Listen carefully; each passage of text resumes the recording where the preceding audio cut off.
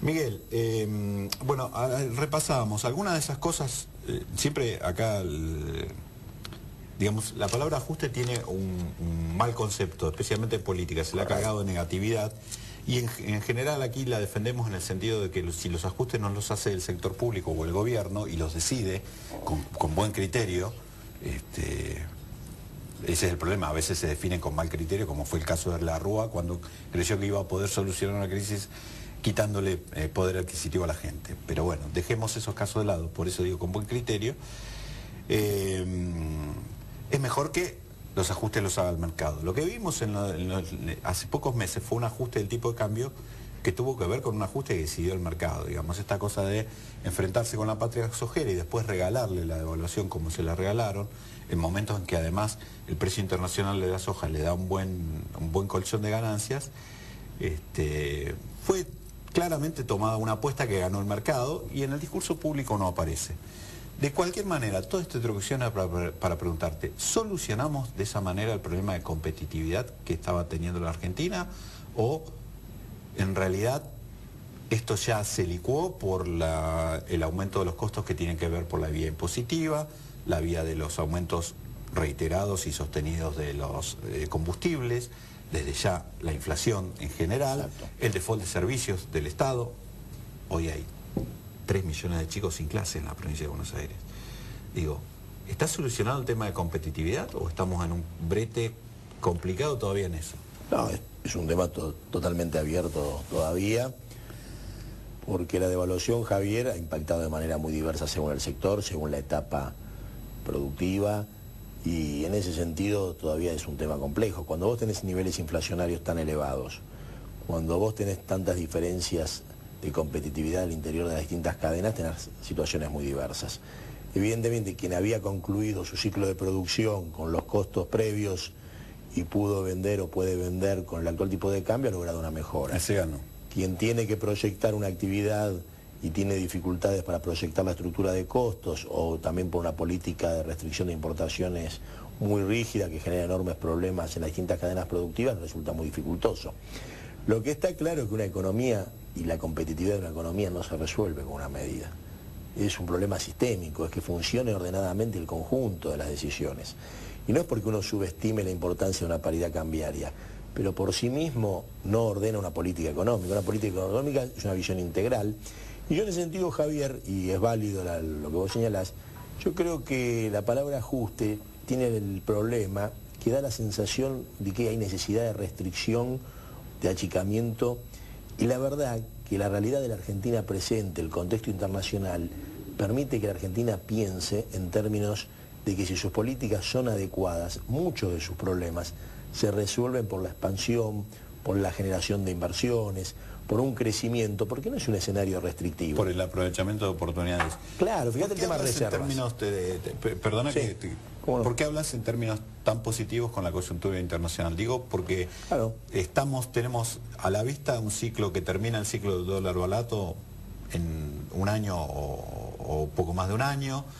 Aparecen señales preocupantes de China, digo, un default corporativo, tuvo el primer déficit de cuenta comercial, de balanza comercial en febrero en muchos años.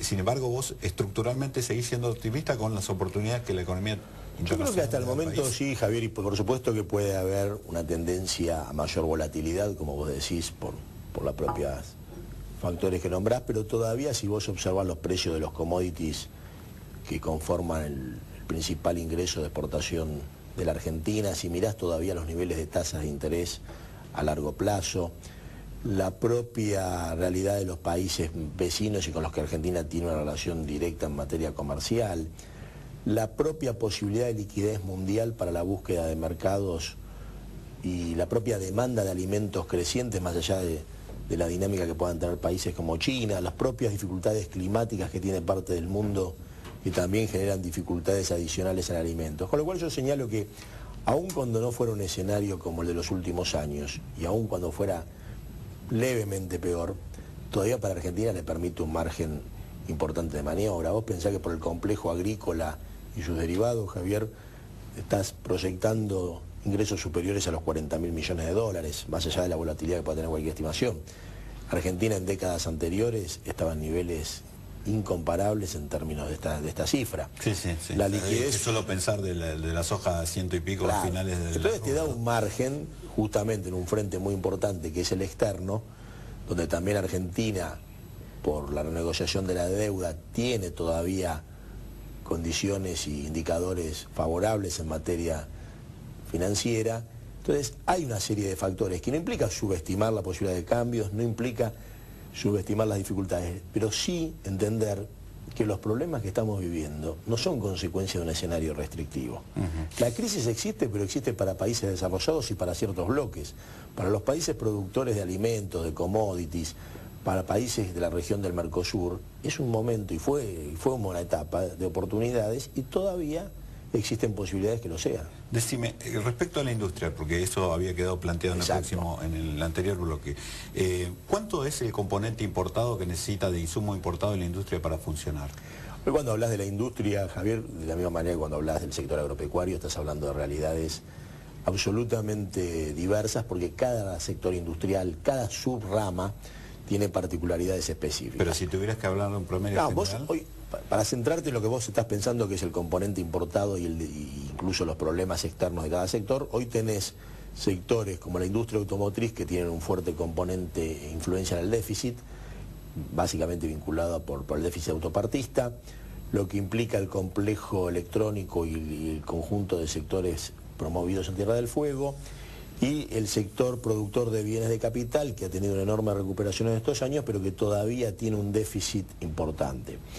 La solución de los temas, evidentemente, en cada sector implica distintas medidas.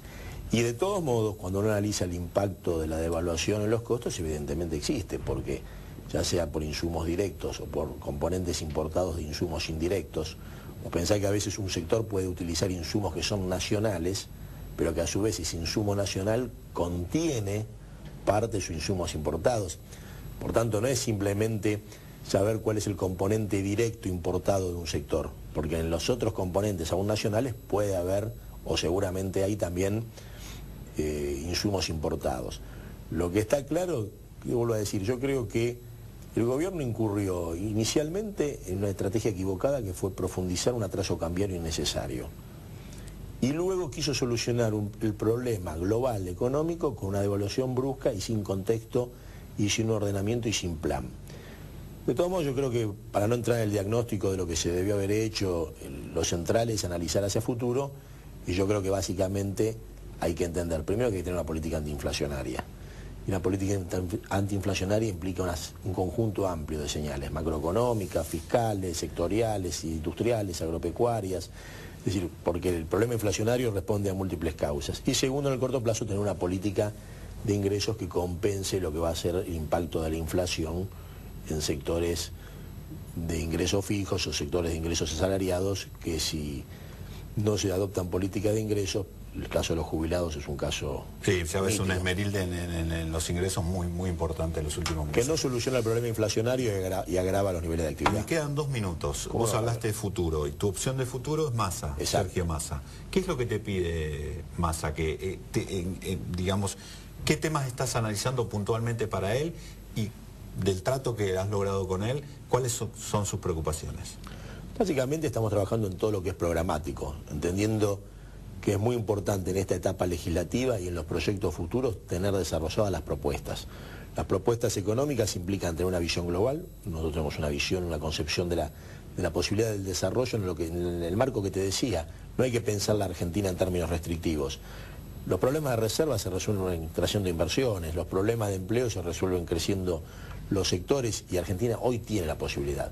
Entonces estamos trabajando en propuestas para los distintos sectores industriales, para los distintos sectores agropecuarios, propuestas en cada uno de los frentes, impositivos, financieros, y tomando un contacto directo con los actores. Por eso estamos recorriendo el país, directamente en la relación con las fábricas, con las empresas, con las cadenas sectoriales, con los propios sectores del trabajo, porque también estamos convencidos... Dame un ejemplo concreto, porque me queda solo un minuto. Por ejemplo, vos decías recién el tema de cómo se ha esmerilado el ingreso del salario y de Correcto.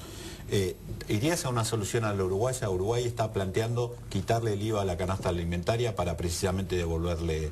¿O irías por el lado de asegurar que los ingresos fueran más fuertes, digo, pactando ajustes de salarios altos. Ambos caminos, a ver, el ajuste de salarios y el nivel de ajuste de salarios, Javier, va a estar vinculado con el nivel inflacionario. Es decir, no vas a solucionar el problema inflacionario tratando de limitar los niveles salariales, porque las diferencias que vos puedas marcar en una negociación no cambian la dinámica inflacionaria. Entonces vos lo que tenés que hacer es que el salario recupere el poder adquisitivo y a partir de ahí tener una política antiinflacionaria. Y mecanismos tenés muchos. Nosotros hemos propuesto desgravar la reinversión de utilidades para aquellas empresas que generan reinversión, exactamente. Vos planteás un camino que ha señalado Uruguay que también es válido. Hemos planteado bajar retenciones en cadenas agropecuarias que han tenido un enorme problema de producción y han generado tensión inflacionaria. Hay muchas propuestas que se pueden analizar. Nosotros hemos presentado desde el Frente Renovador muchos proyectos de ley en el sentido de promover la inversión y reducir la inflación. Por supuesto que hay otros espacios que también han planteado propuestas válidas, pero básicamente lo que estamos trabajando con MAS y con el Frente Renovador es desarrollar propuestas y tener el contacto directo con los actores. Porque también transmitirles las expectativas, las posibilidades, ser explícito en lo que uno piensa en la tarea legislativa y las propuestas futuras. Pero con este resumen, digamos, de aprovechar las oportunidades, no ir por el camino restrictivo, sino aprovechando las oportunidades. Exactamente. Miguel, me tengo que ir. Ha sido un gusto contar contigo. Para mí es un gusto, Javier. Gracias. A ustedes tampoco nos queda más tiempo, así que nos despedimos. Nos vemos la semana que viene. Tenés una cita con nosotros aquí en Metro para ocuparnos, ya sabes, de tus problemas, que son también los nuestros. Hasta la semana que viene.